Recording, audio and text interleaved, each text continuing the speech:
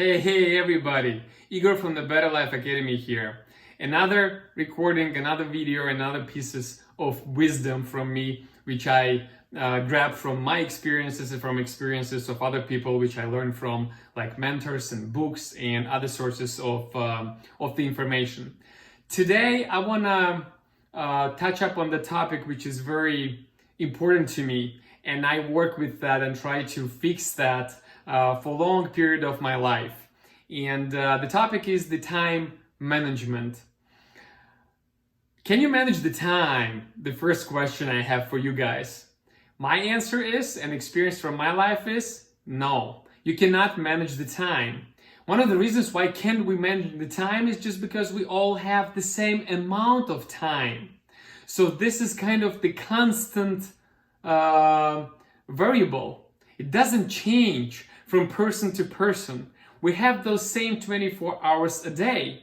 And yet at the same time, a lot of people are able to do so many, valuable things, and this is the key word, valuable things, within this frame of time. And others kind of waste their time and all the time complain that they don't have enough time. And they try to find the tools, the methods, the theory, anything, help to manage the time.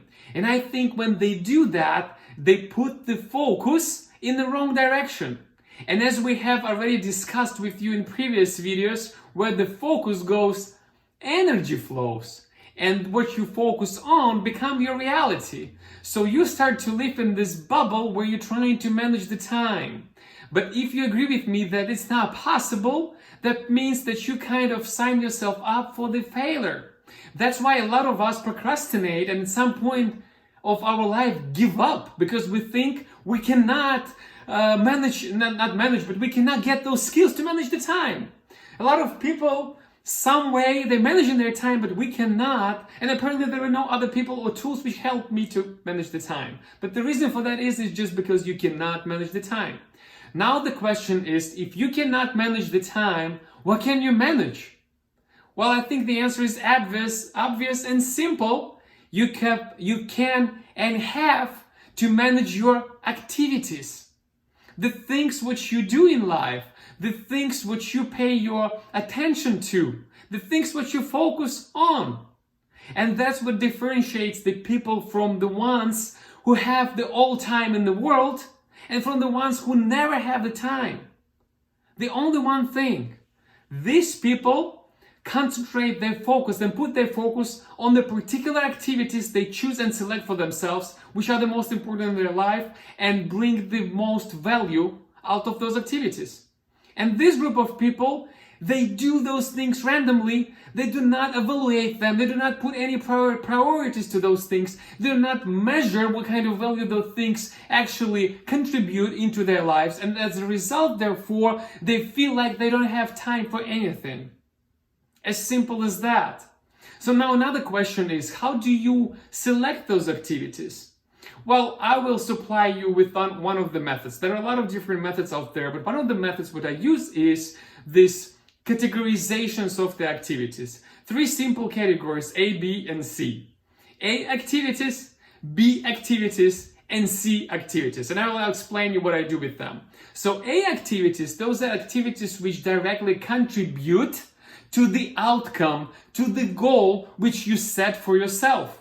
I will give you an example. Let's say I am a speaker and I speak on the stages, right? And that's what I do for my life, and that's where I get my income from. And let's say one of my outcomes and goals is the income. I want to get the income. So in order to get this, I have to get on the stage, right? And I have to speak in front of the people. And the more I do of that, the more paid I get. So the more I am closer to my outcome.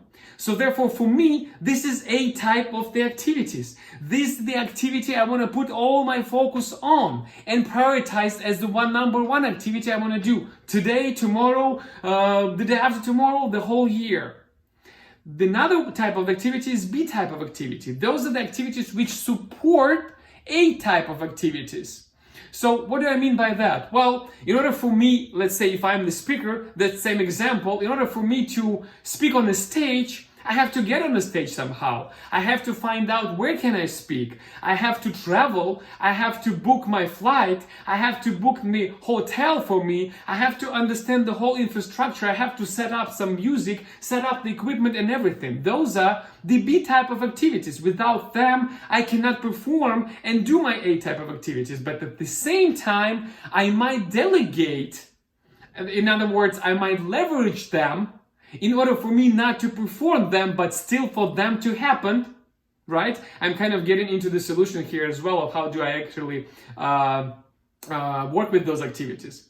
In C type of activities, those are activities which are basically worthless. I mean, we're only wasting time doing them. They will not contribute nor not to the A activities nor to the B activities. Just give you an example, I don't know, just me listening to music, me searching on the Facebook, on the YouTube, me going for a walk and going to the store to shop for some kind of presents and everything else. That might contribute to other and different activities, which I call A activities for my personal life, maybe, to buying presents and stuff. But if I'm talking about the A activities right now for me, which I have to be on the stage, then that activity is useless. And this is C type of activities. So the whole my life, and I suggest you start looking at your life the same way, at least try to do that and see how it happens. I try to plan my day, I try to plan my week, I try to plan my month and my year based on only those A type of activities. And I make sure my calendar at least consists of like 50 or 60% of those activities. Then I allocate some time on the B of activities, but I work hard of thinking of how can I delegate or leverage those activities in order for me to do them. And therefore I get more time for my A type of activities.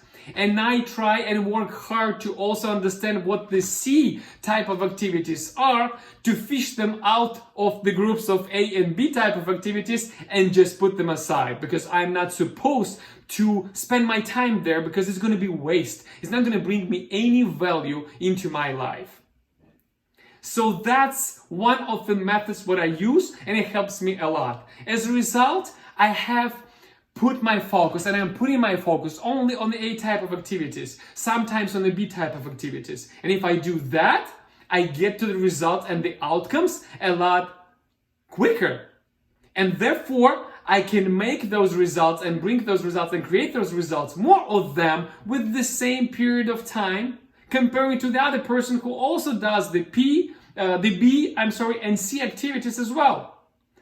We all have the same time, but we perform different kind of activities, and that's what differentiates us, and that's what makes it all different when we talk about the outcomes and results in our life.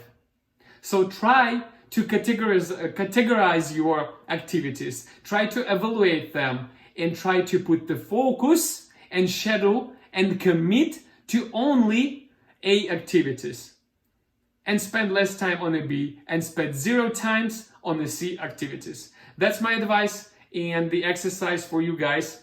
Try it out. Let me think what you think about it, and what were your results, and have you ever improved a little bit, and have you ever gotten more time for yourself? All right? Okay, Igor from the Better Life Academy. Have a nice day.